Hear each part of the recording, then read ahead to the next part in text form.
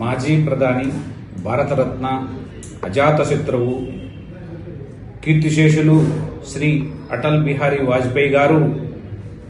శత జయంతి సందర్భంగా అనంతపురం నగరం నడిబొడ్డున గుత్తి రోడ్ మేడా పెట్రోల్ బంక్ దగ్గర